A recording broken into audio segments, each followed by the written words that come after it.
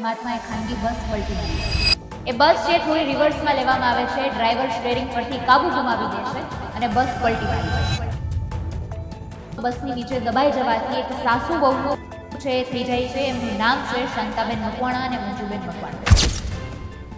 નમસ્કાર, આપની સાથે હું આકાંક્ષા। તમે જોઈ રહ્યા છો ઓવર રાજકોટ। ગોંડલ પાસે એક માર્ગ અકસ્માતની ઘટના સામે આવી છે। ખાનગી બસ શ્રદ્ધાળુઓને ભરેલી આજે એક બસ હતી। એ બસ યાત્રા માટે નીકળી હતી। યાત્રાએ દર્શનાર્થે બધું જ કમ્પ્લીટ કર્યા પછી એ જ્યારે પરત ફરી રહી હતી એ સમયે એને અકસ્માત નડે છે। અકસ્માતમાં એ ખાનગી બસ પલટી મારી જાય છે। બને છે એવું કે સિંગલ પટ્ટીનો રોડ હોય છે, તેના પર એ બસ આવતી હોય છે, સામેથી એક ટ્રક આવે છે, એટલે એ સમયે એ બસ છે થોડી રિવર્સમાં લેવામાં આવે છે, ડ્રાઈવર સ્ટીયરિંગ પરથી કાબુ ગુમાવી દે છે અને બસ પલટી મારી જાય છે।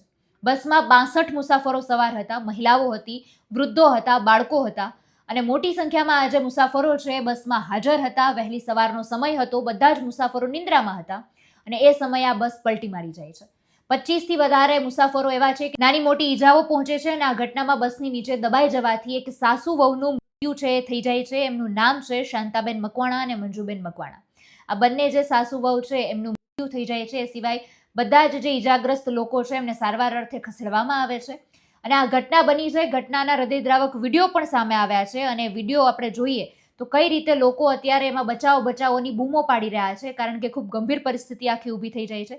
જે મુસાફરોની ઈજા નહોતી થઈ તેમને સ્થાનિકોએ ખાનગી વાહનોની વ્યવસ્થા કરીને સુરક્ષિત રીતે હોસ્પિટલ અને ઘરે મોકલ્યા હતા। બચાવ કાર્યમાં ગોંડલ નગરપાલિકાની 3 એમ્બ્યુલન્સ, 108ની 4 એમ્બ્યુલન્સ અને શિવમ સાર્વજનિક ટ્રસ્ટની એમ્બ્યુલન્સનો કાફલો જોતરાયો હતો અને આ ઘટના સ્થળે પોલીસ કાફલો પણ પહોંચી જાય છે। ધારાસભ્ય PS નીલે જેઠવા, અશોક પીપળિયા, નગરપાલિકા ઉપપ્રમુખ મનીષ રેયાણી, સદસ્ય નિલેશ કાપડિયા, શિવમ સાર્વજનિક ટ્રસ્ટના જય માધડ અને દિનેશ માધડ, ગિરીશ ગોહેલ, જગાભાઈ બાંભવા અને રાજુ દાફડા અને નરેશ ભાષા સહિતના આગેવાનો પણ ઘટના સ્થળે પહોંચીને દર્દીઓની સારવારમાં લાગી જાય છે। સમગ્ર મુદ્દાને તમે કઈ રીતે જોવો છો એ કમેન્ટમાં જણાવજો। ફરી મળીશું। હવે મને રજા આપશો। નમસ્કાર।